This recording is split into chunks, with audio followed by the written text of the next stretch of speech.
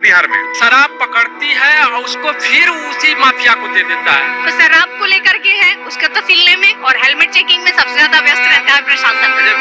दिक्कत खूब है की खूब दिक्कत है। अरे कोई चीज नहीं दिया दिखते हुआ तो नाम बोलिए ना क्या मुख्यमंत्री बनेगा? बोलिए ना मोदी ये बनेगा। मोदी? हाँ मोदी तो प्रधानमंत्री है। हाँ वही बनेगा, नीतीश कुमार नहीं बनेगा। दोनों एक ही टीम में है। कौन किसको बनावे? आप बताइए। आप ही बना देते हैं। शराब बंदी के पीछे लोग कोरेक्स का इस्तेमाल ज्यादा करने लगे, ब्राउन शुगर का इस्तेमाल ज्यादा करने लगे। 20% नौजवान सूखे नशे में व्यस्त है। नमस्कार।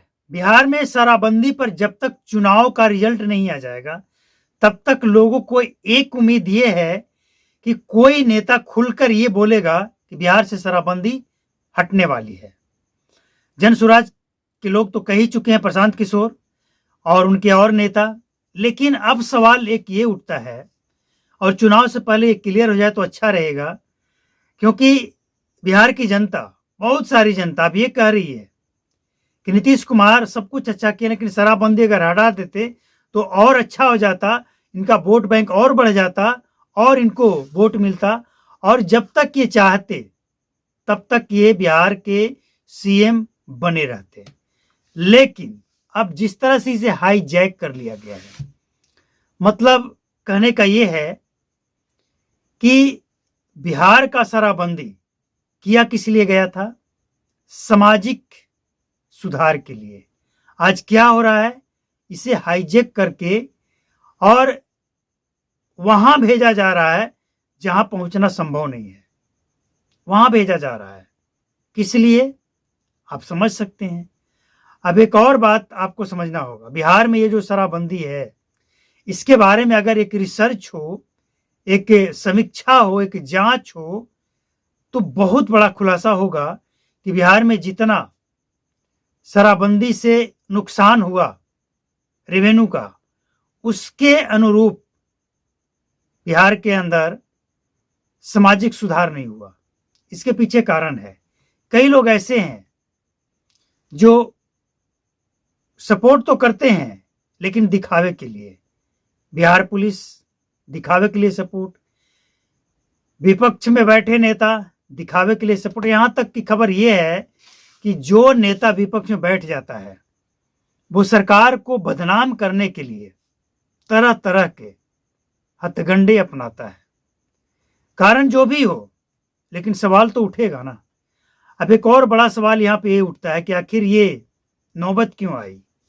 आखिर क्यों बिहार में शराबबंदी पे सवाल उठ रहा है? ये नौबत क्यों आई? शराबबंदी की धज्जियां क्यों उड़ गई? क्यों तस्करों की बल्ले बल्ले और पीने वाले खतरे खतरे खतरे खतरे के साए में जी रहे हैं? पता नहीं कौन सा शराब जहरीला और नकली निकल जाए। लेकिन एक बात आप सब और हम सब को समझना होगा, बिहार में शराब से जो नुकसान हुआ है इसको अगर इस नज़र से देखा जाए, जो रेवेन्यू का नुकसान हुआ है इसको अगर इस नज़र से देखा जाए कि चाहे जिला छोटा हो या बड़ा हो, और रेवेन्यू तो मिलता तो बिहार सरकार को ही मिलता, यानी पूरे बिहार से मिलता, और टोटल रेवेन्यू जब से शराबबंदी हुई तब से लेकर आज तक, अब तक जो रेवेन्यू मिलता, उस रेवेन्यू से अगर डिस्ट्रिक्ट के एक या दो डिस्ट्रिक्ट के अंदर एक या दो फैक्ट्री लगाई जाती तो आराम से लगाया जा सकता था इस पैसे से। और जब तक बिहार के अंदर पलायन और कुछ और बेसिक मुद्दे हैं, इस पे चर्चा ना हो जाए, ऐसे कलाकारों को आप इनका मनोबल नहीं गिरा सकते हैं। इसके पीछे कारण है, ये लोग तब से रिसर्च करने में लगे हैं जब से बिहार में शराबबंदी लागू हुई है कि आखिर क्या फायदे क्या नुकसान। 1 महीना बीता, इसके बाद विश्लेषण 1 साल, 4 साल, 8 साल और अब तो लगभग 10 साल। तो विश्लेषण भी जरूरी है और इनको भी ये भी कंफर्टेबल महसूस करेंगे जो सत्ता में है कि हमने जो शराबबंदी लागू की है वो ठीक ठाक चल रहा है। लेकिन बहुत बड़ा सवाल उठता है।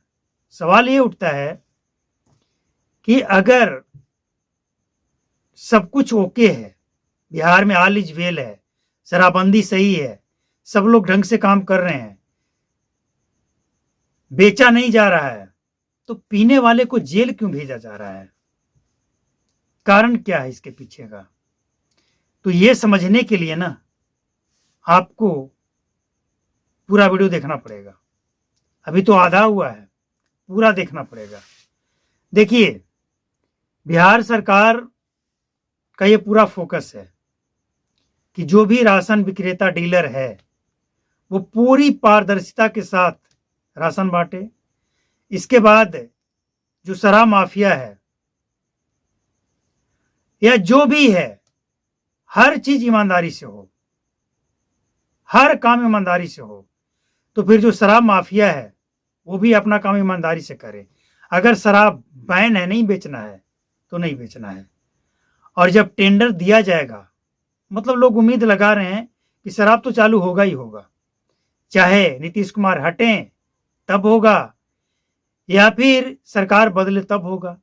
लेकिन एक बात आप सब समझ लीजिए, चाहे कोई कितना भी प्रयास कर ले, सरकार बदल दे, सीएम बदल दे, किसी को बदल दे, लेकिन जन सुराज को छोड़कर कोई भी दल बिहार में शराब चालू करने के पक्ष में इस समय दिख नहीं रहा है। इस बात को आप मान लीजिए। और इसके पीछे का भी कारण है। कुछ ऐसी हरकत इन्होंने की थी जिसके कारण इनको बैन रखा गया है। कारण जो भी हो, ये सफाई देंगे। लेकिन सवाल ये है कि क्या ये परफेक्ट है या इसमें कुछ और ऐड करना है? मतलब समीक्षा अगर करनी है तो ये परफेक्ट है या इसमें कुछ ऐड करनी है? ऐड क्या करनी है कि पीने वाले के माध्यम से, बल्कि पीने वाले को इनाम दीजिए और उसके माध्यम से बेचने वाले को पकड़िए। बिहार सरकार की अगर ये इच्छा शक्ति है ना कि बिहार में शराबबंदी खत्म कर दें, तो जितने भी पीने वाले लोग हैं उन सबको आज से इनाम देना शुरू कर दीजिए। और तब तक देते रहिए जब तक बिहार में शराब माफिया जेल की सलाखों में ना हो। और जब वो जेल की सलाखों में चला जाए, इसके बाद उन तमाम लोगों को सामने लाइए जो इलेक्शन लड़ रहे हैं, जो ईमानदारी से काम कर रहे हैं और जो एकदम स्पष्ट रूप से ईमानदार हैं। ऐसा नहीं है कि बिहार प्रशासन में सब बेईमान लोग ही हैं, सब कमीशन ही खा रहे हैं, सब नेता वैसे हैं। हर जगह हर तरफ के लोग हैं और ये तय करना है आपको। लेकिन एक बात आपको ये मानना पड़ेगा कि कोई किसी भी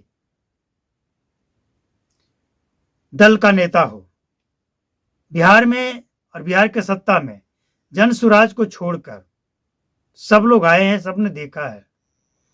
एक जन सुराज ही पार्टी ऐसी है जो सत्ता का सुख अभी पता नहीं है और इसीलिए बिना कोई देर किए 1 घंटे के अंदर शराबबंदी वो हटाने की बात भी कर रहे हैं। क्योंकि वो कोई कसम खाकर नहीं बैठे हैं, वो किसी शपथ ग्रहण में नहीं हुए हैं और वो बिंदास हैं और वो इस बात को समझते हैं कि ये बहुत बड़ी बात है और ऐसा मौका बार बार मिलता भी नहीं है। लेकिन अब देखना ये है कि आखिर इनके झांसे में, मतलब सरकार बदलना है या नहीं बदलना है, शराब चालू करना है या नहीं करना है, इनके झांसे में या फिर जन सुराज के 1 घंटे के अंदर शराबबंदी हटाने वाली बात के झांसे में, किसके झांसे में बिहार की जनता अपनी मुहर लगाती है, कौन शराब चालू करेगा, बैन करेगा, सख्ती करेगा, ये पता लग जाएगा। लेकिन उससे पहले ये तय करना जरूरी है कि आखिर जब सरकार बदलेंगे तो टर्म एंड कंडीशन क्या होगा, और अगर नहीं बदलेंगे, सरकार वही रहेगी, तो इसका क्या होगा। मतलब ये जो आप देख रहे हैं इसके क्या मायने हैं, क्या रिजल्ट निकल कर आएगा, लोग जानना चाहते हैं।